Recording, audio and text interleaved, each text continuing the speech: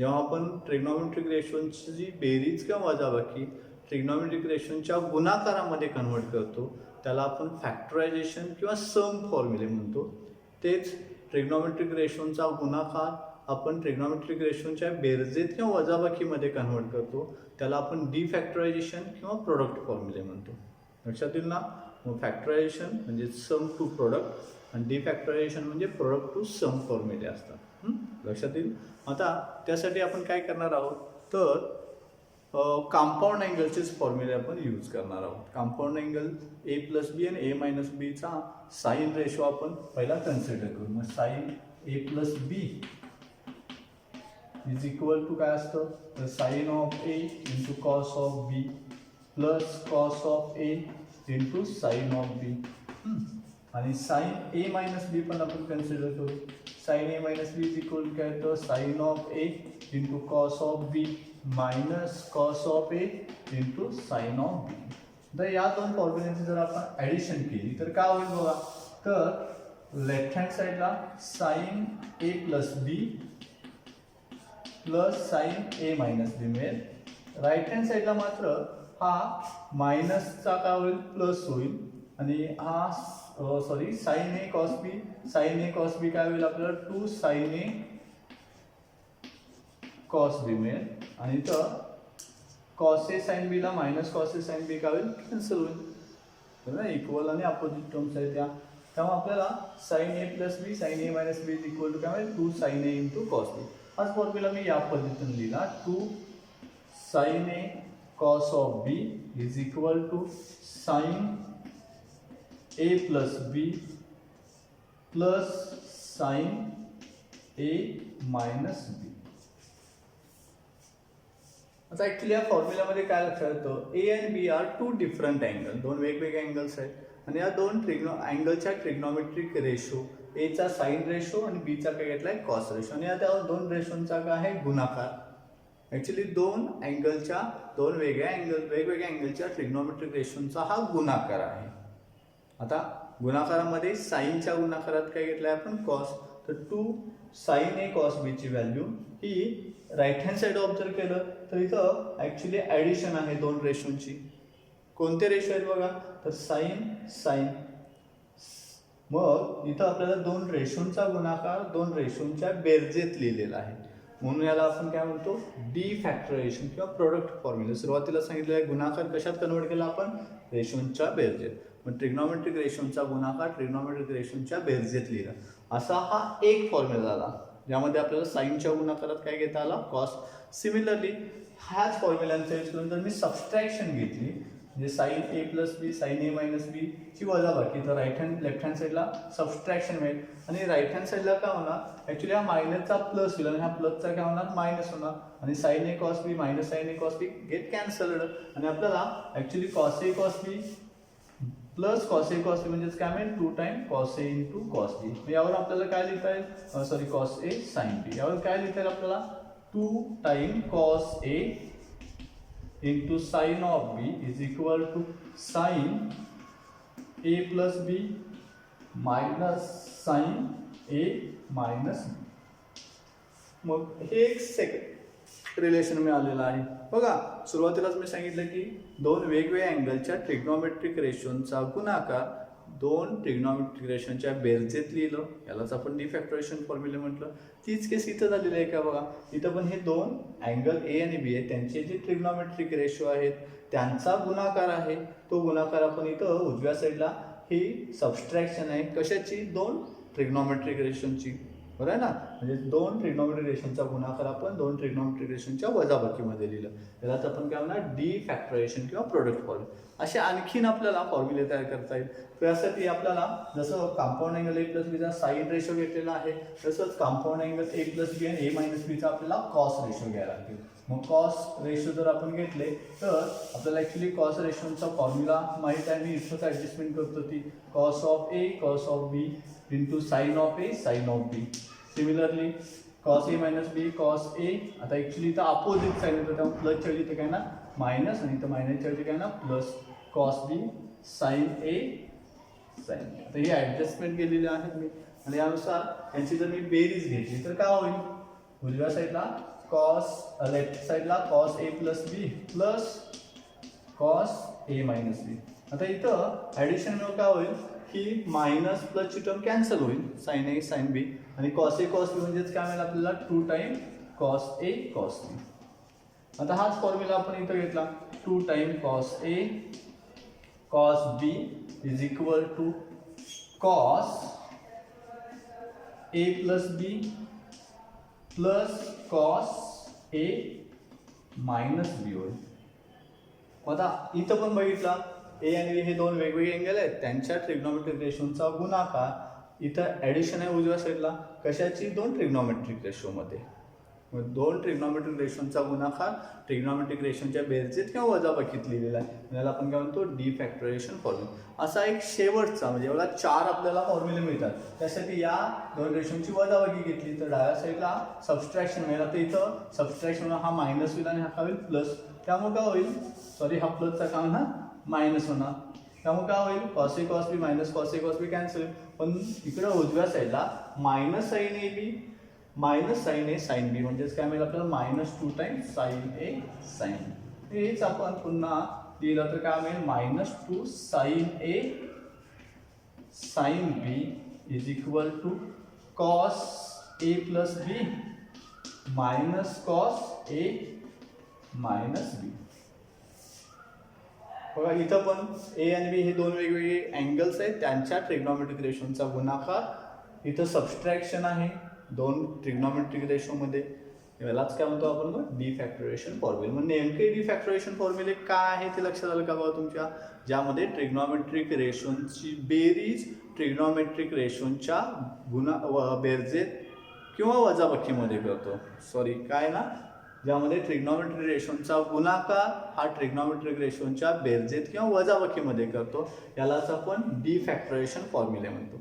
आणि याच फॉर्म्युल्यावरून थोडंसं आपण चेंज करून काय करतो, बेरीज गुणाकारामध्ये कन्वर्ट करतो. त्यासाठी आपण काय केलेलं आहे बघा, जसा हा formula sine C plus sine B is equal to 2 time sine C plus D upon 2 into cos C minus D upon 2.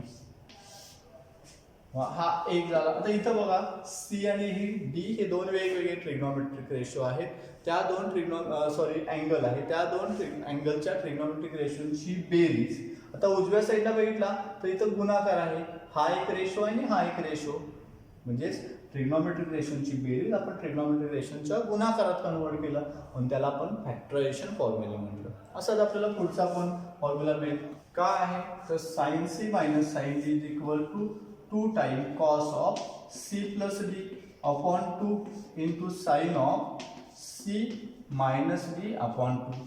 असंच पुढचा एक फॉर्म्युला मिळतो आपल्याला, cos of C plus cos of D is equal to 2 time cos of C plus D divided by 2 into cos of C minus D divided by 2. आणि शेवटचा एक formula आहे cos C minus cos D is equal to -2 time sine of C plus D divided by 2 into sine of C minus D divided by 2. इथं बघा तुम्ही चारही फॉर्म्युले जर observe केला तर इथं सी आणि डी हे दोन वेगवेगळ्या अँगलच्या ट्रिग्नोमेट्रिक रेशोची बेरीज वजाबाकी आहे, जी आपण उजव्या साईडला ट्रिग्नोमेट्रिक रेशोच्या गुणाकारामध्ये कन्वर्ट केलेला आहे. म्हणून यांना आपण कोणते फॉर्म्युले म्हणतो फॅक्टरायझेशन फॉर्म्युले. आता ॲक्च्युली हे 4 आणि 4 किती झाले, एकूण 8 फॉर्म्युले झालेले आहेत. आता ॲक्च्युली हे फॉर्म्युले काय आहेत हे पुन्हा लक्षात घ्या. फॅक्टरायझेशन किंवा ज्यांना आपण सम फॉर्म्युले म्हणतो, ज्यामध्ये दोन ट्रिग्नोमेट्रिक रेशोंची बेरीज किंवा वजाबाकी दोन ट्रिग्नोमेट्रिक रेशोंच्या गुणाकारात कन्वर्ट करतो आपण. आणि डी फॅक्टरायझेशन किंवा ज्याला आपण प्रोडक्ट फॉर्म्युले म्हणतो, ज्यामध्ये दोन ट्रिग्नोमेट्रिक रेशोंचा गुणाकार दोन ट्रिग्नोमेट्रिक रेशोंच्या बेरजेत किंवा वजाबाकीमध्ये लिहितो, याला आपण डी फॅक्टरायझेशन किंवा प्रोडक्ट फॉर्म्युले म्हणतो. मग तुम्हाला पहिला फॅक्टरायझेशन आणि डी फॅक्टरायझेशन फॉर्म्युलामधला फरक लक्षात येईल. आता नेक्स्ट, आता हे फॉर्म्युले पार्ट कसे करायचे, पण त्यापूर्वी आणखीन एक महत्त्वाची गोष्ट लक्षात ठेवा. इथं जे आपण फॉर्म्युले यूज करणार आहोत त्यासाठी अँगल जे यूज करणार आहोत ते वेगवेगळे अँगल असतात. जसं फॅक्टरायझेशन फॉर्म्युल्यामध्ये आपण अँगल एक सी घेतला तर दुसरा काय घेतलाय डी घेतलेला आहे. किंवा डी फॅक्टरायझेशनमध्ये पहिला ए घेतला, दुसरा काय घेतलेला आहे आपण बी घेतलेला आहे. म्हणजे दोन वेगवेगळ्या अँगलच्या ट्रिग्नोमेट्रिक रेशोंची बेरीज आपण ट्रिग्नोमेट्रिक रेशोंच्या गुणाकारात किंवा दोन वेगवेगळ्या अँगलच्या ट्रिग्नोमेट्रिक रेशोंचा गुणाकार आपण ट्रिग्नोमेट्रिक रेशोंच्या बेरजेत किंवा वजाबाकीमध्ये कन्व्हर्ट करतो. लक्षात येईल ना. आता हे फॉर्म्युले पाठ कसे करायचे. ॲक्च्युली हे फॉर्म्युले पाठ करायचे आहेत म्हणजेच काय करायचं तर या फॉर्म्युल्यामधली रिलेशन्स काय आहेत ही लक्षात ठेवायची. तर जर तुम्ही ऑब्झर्व केला तर हे चारही फॉर्म्युले जे आहेत त्यांच्यामध्ये रिलेशन 4 आणि 4 8 फॉर्म्युल्यामध्ये सेमच रिलेशन्स यूज केलेले आहेत. जसं हे पहिले दोन जर फॉर्म्युले बघितला तुम्ही, हा फॅक्टरायझेशनचा आणि हा डी फॅक्टरायझेशनचा, तर इथं काय लक्षात येतं, इथं आपल्याला फॅक्टरायझेशनमध्ये साइन साइन रेशोंची बेरीज ही कोणत्या रेशोंच्या गुणाकारात दिले बघा आपण, तर हा साइन रेशो आणि हा कोणता रेशो आहे कॉस. म्हणजे साइन साइनची बेरीज हा साइन कॉसचा गुणाकार असतो. तर तेच रिलेशन डी फॅक्टरायझेशन मध्ये बघा, इथं दोन वेगवेगळ्या अँगलचे ट्रिग्नोमेट्रिक रेशो कोणते आहेत, साइन कॉसचा गुणाकार हा कोणत्या रेशोंच्या बेरजेत आलेला आहे, तर साइन साइनच्याच बेरजेत आलेला आहे. म्हणजेच याचा अर्थ काय, इथं जे रिलेशन यूज केलेलं आहे तेच इथं आपण रिपीट केलेलं आहे, फक्त बेरीज गुणाकारात केली म्हणून त्याला आपण फॅक्टरायझेशन म्हटलं, आणि गुणाकार बेरजेत लिहिला म्हणून त्याला काय म्हटलं आपण डी फॅक्टरायझेशन. आता नेमकं काय रिलेशन आहे, तर साइन साइनची बेरीज हा साइन कॉसचा गुणाकार असतो. सिमिलरली सेकंड फॉर्म्युला बघितला तर साइन साइनची वजाबाकी हा कॉस साइनचा गुणाकार आहे. थर्ड बघा, कॉस कॉसची बेरीज हा कॉस कॉसचाच गुणाकार आहे. आणि शेवटी कॉस कॉसची वजाबाकी हा साइन साइनचा गुणाकार आहे. बघा ही रिलेशन जरी तुम्ही लक्षात ठेवली, पुन्हा बघा साइन साइनची बेरीज साइन कॉसचा गुणाकार, साइन साइनची वजाबाकी कॉस साइनचा गुणाकार, कॉस कॉसची बेरीज हा कॉस कॉसचाच गुणाकार, तर कॉस कॉसची वजाबाकी हा साइन साइनचा गुणाकार असतो. लक्षात येईल ना.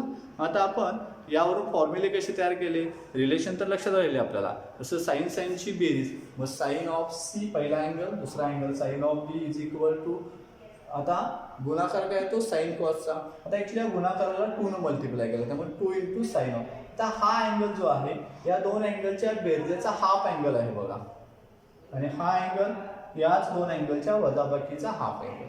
तेव्हा आपण पहिलं रिलेशन साइन साइनची बेरीज साइन कॉसचा गुणाकार असतो, यावरून फॉर्म्युला काय तयार केला, sine C plus sine B is equal to 2 time sine C plus D by 2 into cos C minus D by 2.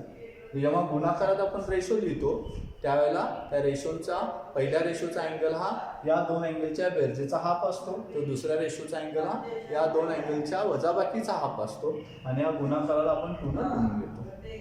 इतकं सिंपल आहे. Cos sine C minus sine D हा कॉस साइनचा गुणाकार असतो, आपण 2 time cos C plus D by 2 पहिला रेशोचा angle into sine of C minus D by 2 हा दुसऱ्या रेशोचा angle. Similarly cos C plus cos D काय येतं, कॉस कॉसची बेरीज हा कॉस कॉसचाच गुणाकार असतो, त्यामुळे 2 time cos of again angle C plus D by 2 into cos of C minus D by 2. आणि शेवटच्या फॉर्म्युल्यामध्ये थोडासा चेंज आहे, इथं आपल्याला कॉस कॉसची वजाबाकी हा साइन साइनचा गुणाकार असतो, पण या गुणाकाराला कशाने गुणलेला आहे, -2 ने गुणलेला आहे. मग ही गोष्ट लक्षात राहिला तुमच्या, कॉस कॉसची वजाबाकी ही साइन साइनच्या मल्टिप्लिकेशन इंटू काय असतं -2. Cos C minus cos D is equal to काय येतं बघा, -2 साइन अँगल तो सी प्लस डी बाय 2, आणि या साइनच्या गुणाकारात पुन्हा sine ratio C minus D by 2.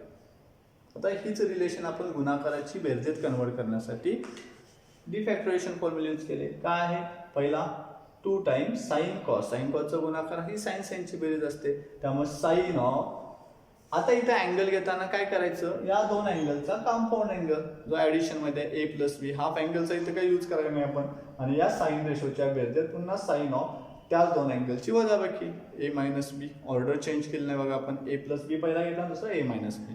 Similarly second formula cos साइनचा गुणाकार. आता इथं साइनच्या गुणाकारात कॉस असेल तर साइन साइनची बेरीज असते, आणि कॉसच्या गुणाकारात साइन घेतला तर साइन साइनची काय असते, वजाबाकी. मग इथं गुणाकाराची ऑर्डर महत्वाची आहे, लक्षात राहील ना तुमच्या. या गुणाकाराला 2 ने मल्टिप्लाय केलं, 2 cos A sine B is equal to sine A plus B minus sine A minus B. Similarly 2 cos A into cos B, cos कॉसचा गुणाकार ही कॉस कॉसचीच बेरीज आहे. पहिला अँगल कॉस रेशोचा या दोन्ही अँगलची बेरीज, आणि दुसरा रेशोचा अँगल हा या दोन्ही अँगलची वजाबाकी आहे. आणि लास्ट साइन साइनचा गुणाकार, पण त्या गुणाकाराला -2 ने गुणलं, मग -2 sine A sine B is equal to cos of A plus B minus cos of A minus B. यालाच आपण डी फॅक्टरायझेशन फॉर्म्युला. मग हे 8 फॉर्म्युले लक्षात येतील ना. बघा लक्षात ठेवायचं असेल तर रिलेशन जरा पुन्हा मला रिपीट करून सांगा.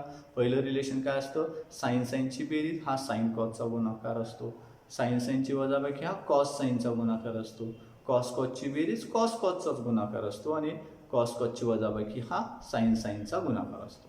आणि या रिलेशन्स वरून आपण फॅक्टरायझेशन जर बेरीज गुणाकारात कन्वर्ट केली आणि गुणाकार बेरजेत कन्वर्ट केली तर आपल्याला डी फॅक्टरायझेशन फॉर्म्युले तयार होतात.